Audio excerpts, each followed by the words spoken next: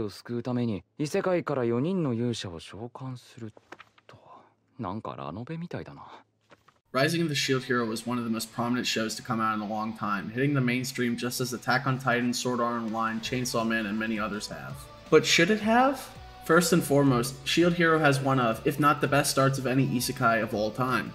We have an amazing setup as our main protagonist Naofumi is betrayed by the snarkiest bitch of them all, Malty. Naofumi is a deeply flawed character as he is someone who vastly changes from the first moment we see him to the point of Malty's betrayal. He is falsely accused of assaulting Malty and as a result now has the full weight of the kingdom bearing down on him. Naofumi trains and works hard to earn a reputation that is contrary to the one that Malty has given him, and we see as his personality has become warped as a result of this. Naofumi is a character built by betrayal, guided by a need to clear his name. In that sense, he's also guided by a vengeance to get what he so rightfully deserves, and that is redemption. The problem with Shield Hero is not the story itself, it's the pacing of it. By having Naofumi clear his name at the end of Season 1, we have collectively lost our biggest reason for watching. From the very moment he is betrayed, we want to all see Malty get her comeuppance. Is it great? Of course it is, and I would be lying if it wasn't the best revenge anime besides Redo of Healer. But does it benefit the story? I don't think so, because I think Malty is an integral part to the story. She's a central antagonist in the first season, and she needs to be part of it for it going forward. We can see how the pacing in this Malty revelation has hurt Shield Hero. It had an amazing first season only to be bogged down with tedious plot threads in Season 2. The sheer raw emotion that is tied between the hatred of Malty and the viewer is something that weaponized to watch the show, but when she's not in it, what is there to do? Moving antagonists so deeply into the show, well, exactly 25 episodes in, is something that I think is bewildering to me. As much as we hate Malty, I think Shield Hero absolutely needs her to succeed. Without her, we are forced to watch a new arc that is not as strong and loses most of its viewers. I will say that the vassal heroes are pretty interesting, but I really can't get into it when they go into another world.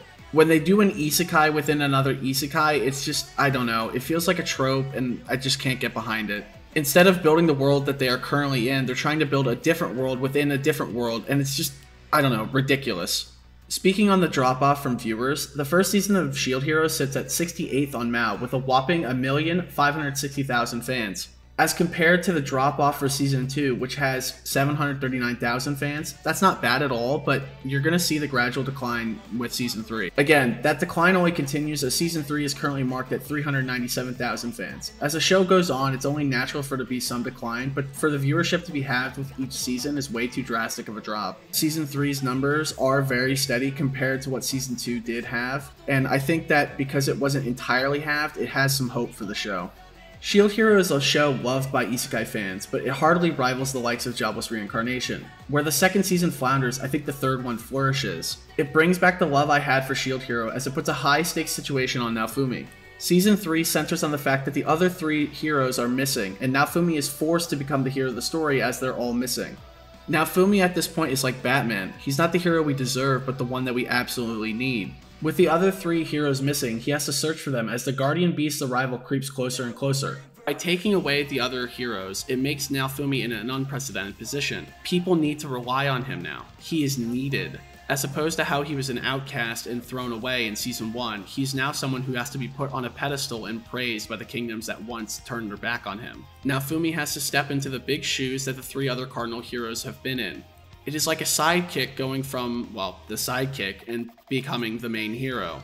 AKA like Robin becoming Nightwing, or Robin becoming Batman, or Robin becoming Red Hood. I think that's why I found myself liking Season 3, as it does have this new element in this show. As opposed to Season 2, where Naofumi is just having to rally a bunch of other heroes to kill a fucking turtle, Season 3 has a much better concept. This is where I found myself deeply engrossed in Shield Hero once again, as Malty's return as an antagonist makes the series so much stronger for it. In my opinion, the entire series should be centered around her being the central antagonist, as her dynamic of being a manipulative and two-faced person really works well in the Shield Hero universe. Never mind the other vassal heroes from Season 1, or when they go to the other world in Season 2. Focus on Malty. Because I think that Season 2 severely suffers from the lack of Malty, and you see a distinct quality bump when she is involved in the show.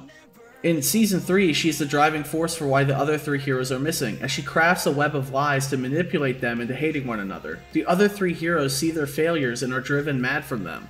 The sword hero loses his party, and rather than accepting their deaths, he blames everyone else for it, all while Malty is telling him that it's other people's faults. He is so far gone from reality that he refuses to believe that the world he now exists in is nothing more than a game. A problem that exists in the show since season 1, as Naofumi is constantly cleaning up the messes of the sword hero, specifically with the remains of a dragon that the sword hero left there after he slayed the dragon. This dragon becomes zombified and creates a pestilence that affects the villagers around him. Naofumi is the one who has to clean up this mess, and he has to see as all the villagers die for absolutely nothing. This all could have been avoided if the sword hero had just realized that it was not a game. But because he's so naive, he can't see past the fact that this world is actually a real world, with living, breathing humans. So much so that he doesn't even believe that the party members die because of him. He quotes a level discrepancy saying that they should have beat it at the level that they were at, but he doesn't. They lose. He's like one of the people playing an online video game that flames other people for losing when he was in fact part of the losing team. The sword hero is so ludicrous that he repeatedly blames Naofumi for their deaths, even though he had nothing to do with it. These thoughts are being told from Malty to the sword hero, and it's trying to manipulate the sword hero into believing that the shield hero is actually the demon of the shield. The demon of the shield is something that started in season 1, as the Three Heroes Church was something that was a driving force for Malty and the king to hate the shield hero. With season 1's conclusion, the Three Heroes Church is replaced with the Four Heroes Church, and it's something that moves the story along. It is really cool to see that these plot dynamics still exist though, as the Three Heroes Church probably wouldn't have been taken care of completely, and there would probably be some insurgents walking around. I think that's what makes Malty so invigorating, because she takes these plot threads that we liked in season 1 and she keeps bringing them back. It's like emotional baggage for season 1, as we constantly get a reminder of what makes the show good. This season touches on a lot of topics, but it is this idea of rejecting death that really stood out to me. We are all going to die. It is part of what makes us human, so to reject death means to defy nature in a way. And all 4 of these heroes in some way have to reject nature.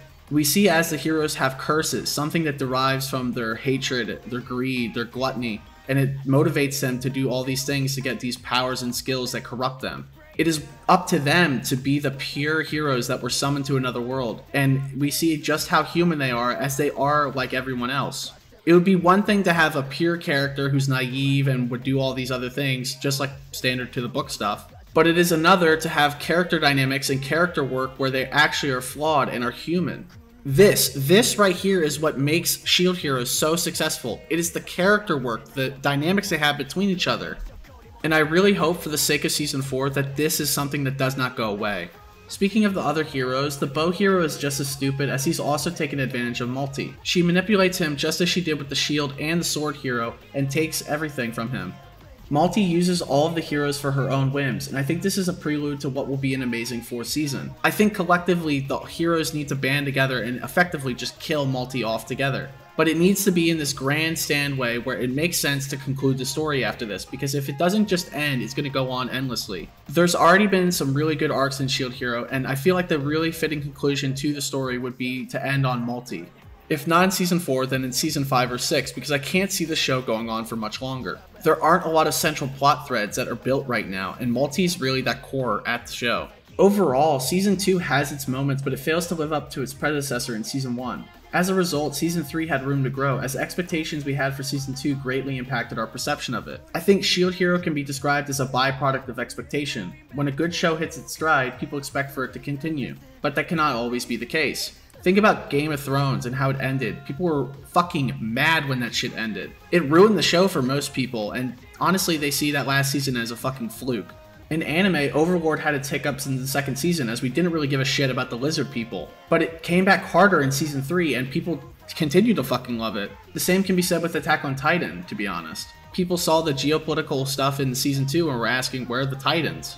It is as if they need a natural progression to give world building and time for the story to actually grow and breathe. And I like this. I want to see more world building, but I think Shield Hero flounders because it does world building in a world that we're probably not going to see as much. It's an interesting phenomenon that not only happens with anime, but with any piece of media that we watch. One of my favorite YouTubers, and kind of my inspiration, Nostalgia Critic, discussed this briefly in his Back to the Future review. His views more or less align with the fact that when Back to the Future 2 came out, it was most people's least favorite from the trilogy, only for people to like it more now. As time goes on, our general perception as moviegoers and an audience is going to change, and I feel as if that was what happened with Shield Hero. I will say that Season 2 does have a really good arc within the, well, world of the arc. I do like this prison-like game, and it's something that is pretty interesting compared to the other, other things that happen in Season 2. I will also say that Raphtalia was best girl for everyone in a long while, but honestly, I can't stand her anymore. I would honestly be okay if they killed off Raphtalia and we got a new female protagonist so that we could focus on Naofumi a lot more, because the dynamic between the two of them, while interesting and romantic, is just something I'm not able to get into. I know that's heresy to a lot of, Shield Hero fans, but I just really don't like Raphtalia. Another comparison between Attack on Titan and Shield Hero is that both of their Season 2s have a lot of geopolitical discourse. There's a lot of manipulation going around, and that's something that has been in Shield Hero obviously since the very beginning, but in Attack on Titan it was gradually growing. In Shield Hero it's just a continuation of the manipulation blackmail that's been going on, but I honestly do like this plot thread. It's just not as strong as Season 3 or Season 1. I also think that the antagonists in Season 2 are much stronger and a lot better than anything that we've seen before. I will say that the best thing in Season 2 is actually its world building. The world building is something that is going to play a very key part in the series going forward, and I think that Season 2 had to do this in order to make something happen. The world building allows for a lot of character development, and I think it was a necessary evil to have Season 2, flounder a little bit, but our expectations for it definitely made a dent in it. Going forward, Season 4 will be stronger for it, just as Season 3 was, but it's because of the pacing and the character development that we really just can't get behind it. And I will say that the second half of the season is a lot better, but it felt like it was moving way too fast, whereas the beginning half of the season was way too slow. I think if the show came out as its own isekai, not with the Shield Hero label, it would be absolutely bombed and people would not be watching it. But at the very least, it wasn't as bad as Tokyo Ghoul's second season, and at least it's fine. It's not good, it's not bad, it's just fine. The pacing is really what bogs it down, the plot threads aren't strong enough to keep it together. As a result, Season 3 really does flourish in this manner. Shield Hero Season 3 is very fast-paced, and I think I like that a lot more rather than just dragging out the story. It's like they saw that the problems in Season 2 were an issue of pacing, and they said, fuck this, we'll just make it a full issue of just going full fast, full force.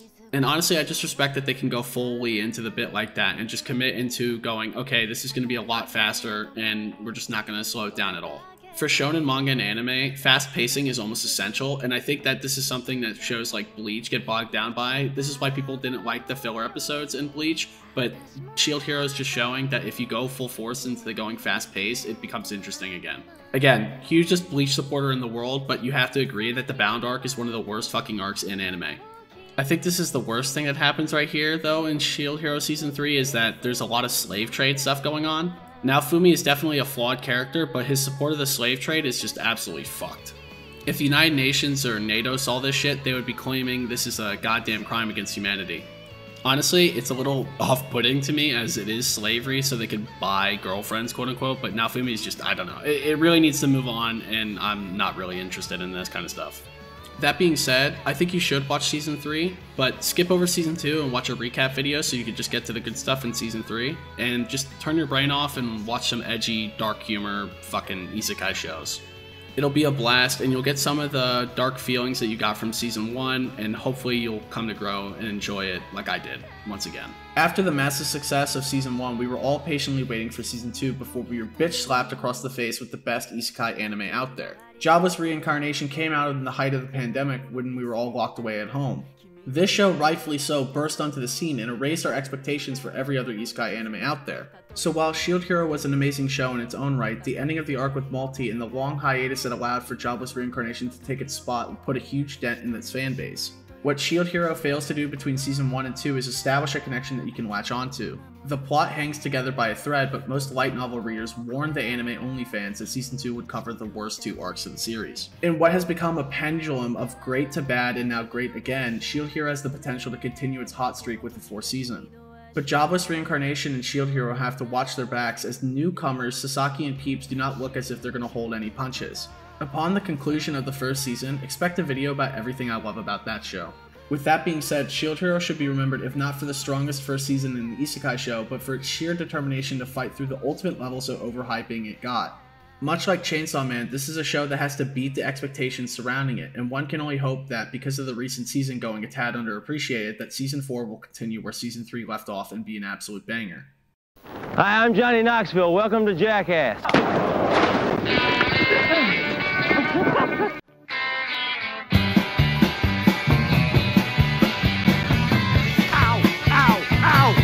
cross. Ah! I need a medic bag. Thank you all for watching. This has been a blast. Please like and subscribe, and I'll see you guys next week. See ya!